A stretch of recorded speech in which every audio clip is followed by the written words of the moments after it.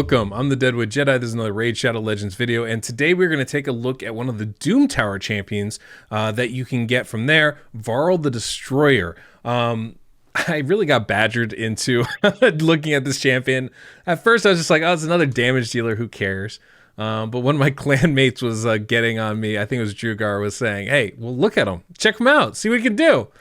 And so I tried to do that on the test server. Of course, I didn't have access to him on my test server because I hadn't pulled him from my shards. Anyway, whatever. Point is, I ended up getting him on my account, and I'm like, okay, great. For content, we're going to do this. Used all my Lego books. Was not happy. But actually turned out to be a great thing because this guy slaps. He might be one of the best damage dealers for clan boss in this game. He has a very similar passive to what Ninja has, where he adds his attack increases over the course of the fight. It's not like he's great for, you know, every other piece of content, PvE stuff, because the fights don't usually go on long enough for him to really build that up enough to make it worth it. And he doesn't bring debuffs, the same kind of debuffs that like Ninja brings, right? He brings a weaken debuff, he brings a decreased attack, both of which are very nice. And heal reduction. These are all great skills, but I don't know that it's enough to really, you know, make him super viable in PvE content outside of Clan Boss or maybe Hydra. I think is a possibility. But let's take a look at his kit. We'll take a look at his gear, and we'll see what this guy can do in Clan Boss, because this guy can slap. He can slap! Okay, here he is, Varl the Destroyer.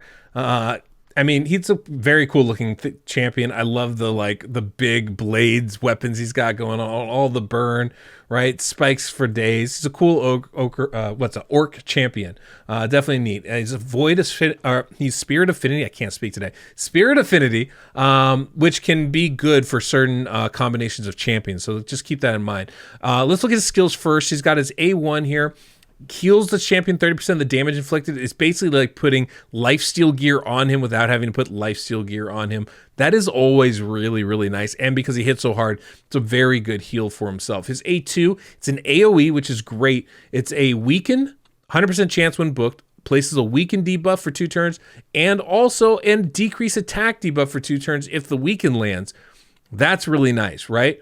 Definitely a good combination of weaken, decrease attack. We can definitely use that for a lot of clan boss teams. I think there's definitely some potential against, I would probably recommend against some of the bosses in Doom Tower, or maybe even the dungeons, right? If you build up his attacks over time, which you might be able to do in there. Now, he's, for most of us, speed run our dungeon team, so maybe not as important there, but for the rest of it, I think that is good.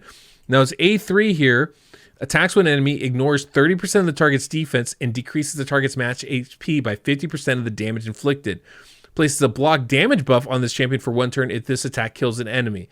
This is a very hard-hitting skill. Very, very hard-hitting. You know, like I said, I don't know where this is going to be especially useful, especially that block damage part. Because the big thing about his kit is his passive ability. So, but this hits hard enough where he could definitely kill some champions, give himself that block damage, which just isn't a bad thing to have. Passive ability here increases this champion's attack by 10% each time they use an active skill, stacks up to 100%, and resets each round. So the resetting each round really sucks for dungeon and PvE content, but if you're going against some of the bosses out there, it might not matter. I could see definitely, you know, there's a potential of maybe taking him into something like Scarab, where you could have, you know, I'm not even sure if this works on it, the decreased max HP, but what I do know is that he's going to get enough attacks where eventually he's going to build up that attack, right? Maybe in some of, you know, some of the other ones, what's it called? Like the Eternal Dragon might be a good option there. A bunch of those Doom Tower bosses are pretty tanky. They last a long time, and somebody like Varl could do a really good job of, you know, eliminating them fairly quickly. But more importantly, I think he's going to be really, really good for Clan Boss. We're going to be using him as a damage dealer there, and he's going to be spectacular. The best part about him is, like, this passive, like I was saying, the fact that it stacks up, it's very similar to what Ninja has. If I can find him on my account, there he is. Ninja has a similar passive where it increases his attack by 10% up to 100%. He also gets increased crit damage, but and definitely some other things as well. Makes him really, really nice. Varl has kind of like a lower level version of that, but it's very, very good, and I think he could do a lot of damage for us. The masteries I put on him, I went down support tree and I went down the offensive tree there. A lot of single target hits, so we went down to War Master. And we're using a block damage team. I did go support. I just want to land the weakened and extend it as much as possible. I did take Cycle of Magic so we can get cooldowns a little faster and get those skills back up. I want them to use those big hit skills as much as possible. So if you could put him in something like a reflex set, give him cooldown masteries and accessories, I think those would be very, very good to do. As far as how I built him, I've got him at 5,200 attack, 173 speed, 106 crit rate, 265 crit damage, and 231 accuracy. This is sufficient for Ultra Nightmare. These numbers, though, aren't crazy. What I'm going to be doing is I'm actually going to take him into my team for Turvold. And I'm going to bring him in my Clan Boss team. I run a Mythfu team with Turvold. We do somewhere around like about 105, 106, 110 million damage, usually on Void Ultra Nightmare. Somewhere in that range, depending on RNG. Turvold, I have built out with 6,300 attack, 275 crit damage, and he gives himself a crit rate boost and 230 accuracy. So just to give you a perspective, he's not even near those numbers offensively. We have Fushan here, who's my other damage dealer. He's got 6,000 attack as well, 281 crit damage. Again, not even near those numbers. So I have him built way weaker than what than the Clan Boss has. So just kind of keep that in mind here. Let's see if we got the reset. Yep, it's reset time. Let's set my alarm to make sure I got here so I could do Void. Okay, here we go. Ultra Nightmare. As far as the setup goes, it's going to be pretty simple, right? I'm bringing him in my Mythfu team. It's a full auto team. With his setup, I'm actually going to open with his A2 skill. And the reason why is I want to try and keep that weaken up as much as possible for his A3 skill, because that skill is bonkers good. So we're going to start with that, and then we'll kind of flip-flop it around. But let's just jump in and see what we can do. It might take us a smidge longer to get set up, but then once we are, it should work out really well for us, I think. So that's what we're going to do. We're going to see if this works out, and we'll see what kind of damage we do, guys. I'm really excited. I did one test run, and it is impressive. Let's just say that. So we'll just kind of watch this as it goes. I'll just kind of walk you into it. It is a full auto team. It's a Mythfu team. I usually run this team with Turvold, as I said, and Turvold hits incredibly hard, as we all know. The hardest hitting champion in Clan Boss outside of Infinity, Corpulent Cadaver, but we don't count that. But he hits stupid hard. This guy's gonna give him a real run for his money. I don't know if you just saw that, but that was 246,000 damage. We haven't even ramped up the damage counters yet. Keep that in mind. It is a ridiculous skill ability that this guy has. He's super good. And I think somebody that everybody's going to want to get and use as much as possible. There we go. Got that weekend back up again. And now our skills are going to just hit incredibly hard. I'm really excited about seeing this, to be honest with you guys. He's just such a good damage dealer. Now, there are some negatives with him. He brings a decreased attack debuff, which for much content is great, but for Clan Boss, for an unkillable team specifically, not as good. But he also brings that weaken, and that weaken is incredibly valuable. Now, one thing I would 100% want to do if I were going to rebuild this is I would do him in a reflex set. I want those skills coming back around as much as possible, especially that A3. It hits so stupid hard. If I could do this, if I could build this champion on a team that brings a weakened debuff, then I would even turn off his A2 skill. It hits about the same amount as A1, maybe even a little bit less. And that way I'm just getting his A3 with the reflex set. I think that would be incredible damage. That said, for a team like this, where I only have 2 damage dealers, I don't have a lot of people bringing in debuffs, and I need Fushan with his speed aura. I think he's invaluable, right? Bringing a weaken is really strong. Being able to hit with all his oh man, he just does so much damage. 200,000 damage. We're just starting. This turn count 5. We haven't ramped up. Those numbers are only going to go up, guys. This is God. He's so very good. When you're doing over 200,000 per hit, look at that, 222. And here's the thing. He's built very well, right? Like, let's not get it twisted, right? This is a very end game kind of build. He's got 55,000 plus attack. He's got 265 crit damage. He's real good. But my Turfold had over 6,000 attack. My Fushan has over 6,000 attack. You know, there's people out there building these teams with like 300 crit damage.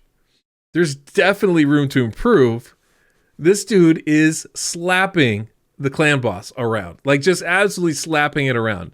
One of the most ridiculous champions I've ever seen. Very fun. You know, he's got some fun things too, right? Like if you think about it, he is Spirit Affinity. So what other Spirit Affinity champ might he pair well with? Deacon Armstrong. Be insane with a Deacon Armstrong. Not only does Deacon typically bring you that speed aura, so you have him as your lead champion, but that can be a real problem because you don't want him to get stunned. So you need another Spirit Affinity champion, you know, to take it. Guess who we got? We got Varl. Varl Spirit Affinity could work really nice. Oh, what debuff does Deacon bring? Decreased defense. What one does Varl bring? Weaken? Sounds like a pairing made in heaven to me. If I were going to build a Myth Air team, right, which doesn't use Fushan, it does use Deacon instead, I think Varl would be an amazing pairing to go with. Obviously, you know, you have to be careful when you have Arison and you're going against Spirit Affinity because of the stuns. But if you can, you know, I think outside of that affinity, Varl would be an unbelievable damage champion. I mean, look at that hit, 262,000.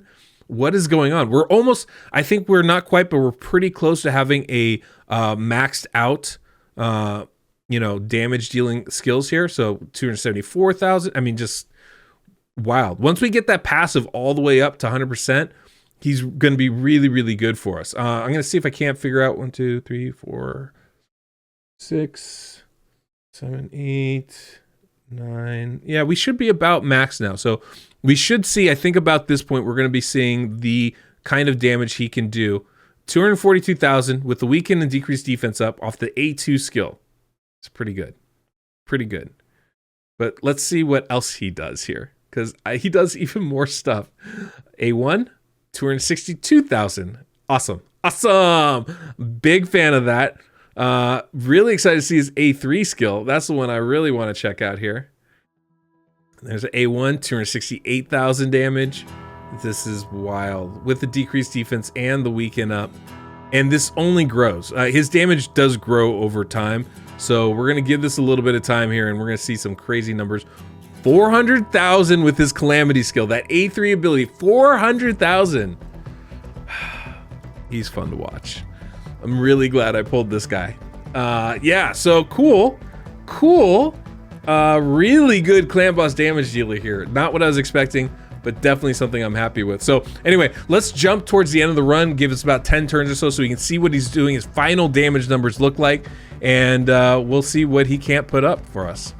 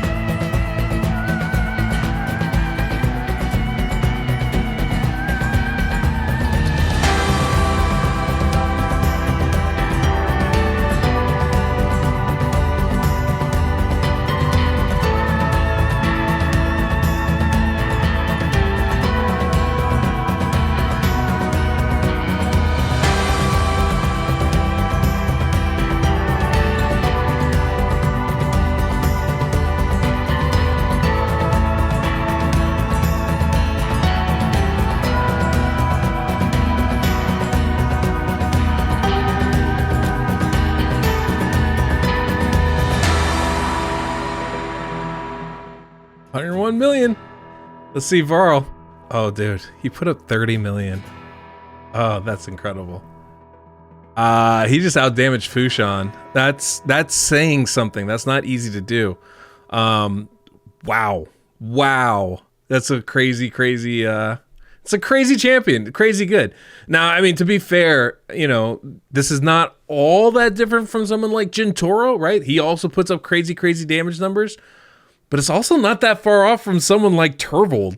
Wow. That's an incredibly good result. Very happy with that. I think that's pretty remarkable. So this is what my team normally does with Turvold in it. Obviously, there's a bit of a difference there, right? It's about 10 million damage, which is the difference between Turvold, essentially. So you can see that it's not as good as Turvold, but no one's supposed to be as good as Turvold. So I would still say pretty darn good. So how good is Varl the Destroyer? Pretty damn good, I'd say. This guy's ridiculously good. I mean, he's hitting super hard. Now, he's going to be good for all teams? No. I think that's easy to say, right? His hardest hitting skill is at A3. It is on a 4-turn cooldown. And as we know, 4-turn cooldown skills will gate all the other skills, right? If I have a skill on 3-turn cooldown and I have a skill on 4-turn cooldown, there's no way to get that 3-turn to do more than 1 attack every 4 rounds. It just can't happen. Not if we're prioritizing that 4-turn cooldown skill, right? You know, so there's definitely some limitations as to the quality of the kit, but when you're able to bring in a weaken debuff, when you're able to bring a decreased attack debuff, those are both really helpful for your clan boss teams. And he hit so hard, even if you ignored his A3, it would, or prioritized his A2, he would still do crazy damage for you guys. So I would say he's probably on par with the Jintoro, and obviously with and I actually say easily harder hitting than a Fushan. You notice Fushan had over 1,000 more, or about 1,000 more attack than Varl did, and Varl actually outdamaged him. So Varl can hit incredibly hard for you. Probably not as good as a full-blown ninja damage-wise, but not that far behind. And not that far behind what a Turvold can do. If anybody's going to get close to Turvold damage, it's Ninja and it's Varl, honestly. I would love to see what kind of damage he can put if I built that extra 1,000 attack on him. If I could put him in reflex gear, some nice stuff going on there. Of course, then somebody's telling me, well, what if you build Turvold with more buffs on him? He's going to hit only harder. Accurate. Anyway, guys, I thought this was super interesting. Really cool video. These Doom Tower champions we get, even when they don't look good, they turn out to be pretty decent, unless their name's Thea, you know. Otherwise, they turn out pretty good. So definitely, I would say, if you can get this guy, if you can beat that hard Doom Tower and get this legendary, he's going to be really good for you, and definitely somebody I would keep an eye out for going forward. So that's all we got for today. Hopefully, this was helpful for you guys. If you like this video, hit that like button, hit that subscribe, notification bell so you know when the next one is out. And that's all we got. So, till next we meet, I'm the Deadwood Jedi.